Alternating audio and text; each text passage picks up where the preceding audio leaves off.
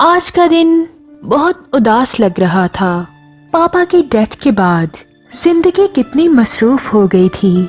छोटी बहन की शादी के बाद तो घर में बहुत सन्नाटा रहने लगा था।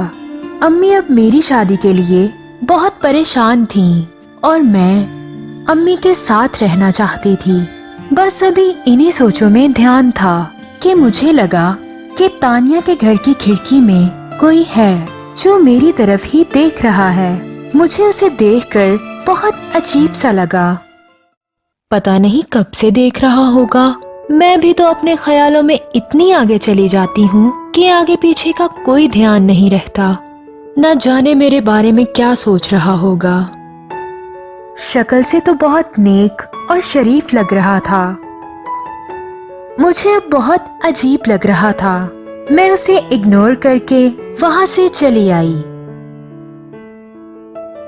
फिर मेरा सारा मूड ही चेंज हो गया जब मोबाइल पर नोटिफिकेशन आया, जिसे देखकर मुझे यकीन हो गया कि आज मेरा लकी डे है, क्योंकि काफी अरसे बाद फेरी ट्यूब ने न्यू लव स्टोरी अपलोड कर दी थी। मैं मजे से लव स्टोरी देखने लगी। तभी अम्मी मुझे बुलाने लगी। प्रियंका बेटी, माँ का कोई ख्याल है? प्रियंका, मेरी आवाज नहीं आ रही क्या? फिर अगले दिन सुबह एक अच्छा सा ख्वाब देखकर मेरी आँख खुली तो बारिश की आवाज मेरे कानों में सुनाई दी।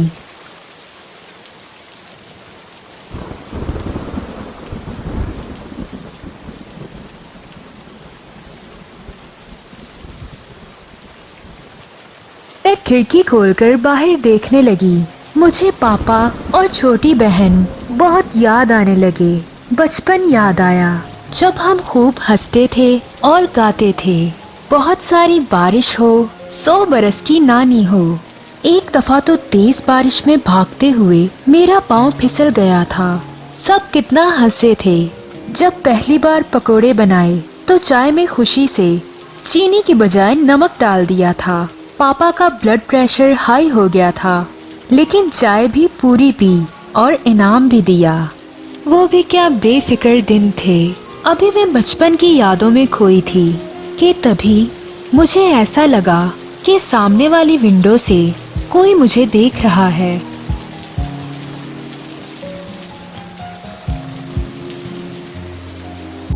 अब मैं रोज सुबह उठकर उसको देखा करती थी।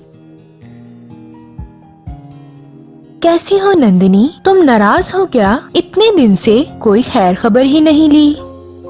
अरे प्रियंका, वो हमारे राज भाई ऑफिस की छुट्टियों पर हमारे घर आए हुए हैं, तो बस थोड़ी बिजी हूँ। तुम सुनाओ?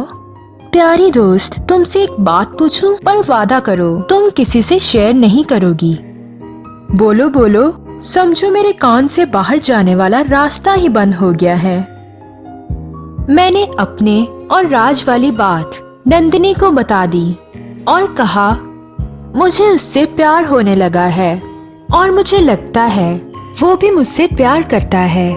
उसको देखकर मुझे लगा कि वो मेरे दिल में ही कहीं छुपा था। तभी नंदिनी ने मुझे बताया कि मामू मुमानी की डेथ के बाद कैसे अपनी बहनों की शादियां की, उनका ख्याल रखा, बहुत पढ़ा लिखा, मेहनत की और अब एक जबरदस्ती मल्टीनेशनल कंपनी में एक अच्छी सी जॉब करते हैं। बहुत केयरिंग है सबके लिए। नंदिनी ने मुझे राज का मोबाइल नंबर दे दिया। तभी मैंने उसको कॉल की। हेलो। मैं प्रियंका बात कर रही हूँ। सच बताओ, मैं तुम्हें याद हूँ अब तक? सच तो ये है कि मैं तुम्हें भूला ही नहीं था। तुम हर लम्हे मेरे दिल में थी। अब हम हर रोज सारी रात फोन पे बातें करते रहते। राज भी मुझसे उतना ही प्यार करता था जितना मैं उससे करती थी। फिर सुबह होने पर विंडो से एक दूसरे को देखा करते थे। मैंने अम्मी से उसका जिक्र किया तो अम्मी बहुत खुश हो गईं। मैं अपने आप को दुनिया की खुशकिस्मत लड़की समझने लगी। फिर जैसे मेरे अच्छे वक्त को किसी की नजर लग गई। अम्मी की हाँ के बाद मैं राज के फोन का बेसब्री से इंतजार कर रही थी। फिर जब फोन नहीं आया तो मैंने नंबर डायल किया, लेकिन उसका नंबर ऑफ जा रहा था। तो पूरी रात मैं सो न सकी। तभी अगले दिन सुबह होने पर मैं हर रोज की तरह विंडो के पास खड़ी सामने देख रही थी, पर आज बात कुछ और थी। वो वहां नहीं आया। मेरी आंखें उसके इंतजार में बेचैन थीं। काफी देर उसकी राह देखती रही, लेकिन वो नहीं आया। अब मुझे उसकी खैरियत जानने के लिए बेचैनी हो रही थी और मुझे हर गुजरते लम्हे के साथ वो दूर जाता दिखाई दे रहा था। तभी मैंने नंदिनी को फोन किया। उसने भी मेरी कॉल अटेंड नहीं की। अब मुझे बस उसकी बातें याद आ रही थी। उधर दूसरी तरफ राज का कार एक्सीडेंट हो गया था। इसी वजह से उसकी दोनों टांगों में बहुत चोटें लगी थीं और डॉक्टर्स ने कह दिया था कि राज कभी भी चल नहीं सकेगा। तुम्हें अंदाजा नहीं है प्रियंका कितनी सेंसिटिव है तुम्हारे बारे में। उससे बात करो, नहीं तो वो मर जाएगी। तुम सुन रहे हो ना? नंदिनी, मैं चाहता हूँ कि वो कभी कुछ न जान सके मेरे बारे में। मेरे बात न करने से वो मुझे बेवफा समझकर भूल जाए। उसे मुझसे नफरत होगी तो वो मुझे भुला पाएगी। उसकी मंजिल मैं नहीं हूँ। मैं सारी रात रोती, उसके वादे कस्में याद करती। मैं पागल होती जा रही थी। फिर एक रात उसका मैसेज आया और उसने मुझे कहा कि प्रियंका, मुझे भूल जाओ। मैं तुम्हारी मोहब्बत के काबिल नहीं हूँ। तुम किसी अच्छे लड़के से शादी करना जो तुम्हें डिजर्व करता हो। मैंने उसे रिप्लाई किया, से बस एक दफा बात तो करो। मैं फोन करती रही और उसने अपना नंबर फिर से ऑफ कर दिया। मेरा दिल उसके खिलाफ कुछ भी समझने को तैयार नहीं होता था। मैं बस हर लम्हे अपने कसूर ढूंढती थी। हेलो हेलो नंदिनी, तुम मेरा फोन अटेंड क्यों नहीं कर रही? और ये राज कहाँ है? वो मुझसे बात क्यों नहीं करता? मैंने क्या किया है? प्रियंका, तुम उसको एक भयानक ख्वाब समझकर भूल जाओ। वो वापस चला गया, अब कभी लौट कर नहीं आएगा। राज मुझसे किस बात का बदला ले रहा है? तुम जानती हो, मैं उससे तब से मोहब्बत करती हूँ जब मुझे इश्क के मायने तक नहीं पता थे। तुम्हें मेरी कसम, मुझे सच सच बताओ कि बात क्या है, नहीं तो मैं खुद को खत्म कर दूंगी। तभी नंदिनी ने मुझे सब बता दिया। मैं रोने लगी और उसे कहा कि मुझे राज के पास ले जाओ, मैं उससे मिलना चाहती हूँ।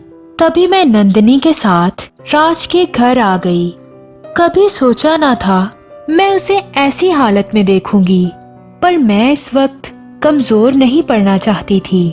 वो मुझे अचानक से अपने सामने देखकर चौंक गया। उसे यकीन नहीं हो रहा था कि मैं कभी उससे मिलने भी आऊंगी।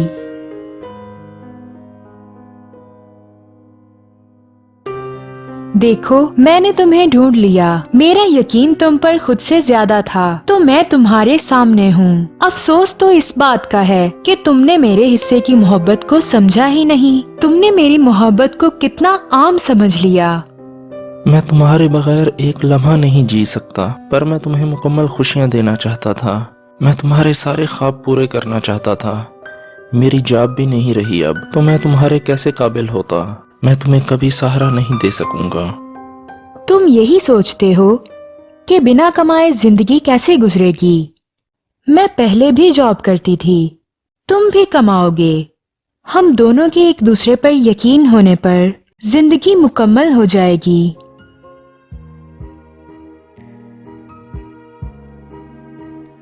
कुछ अर्सा पहले मेरी और राज की शादी हो गई।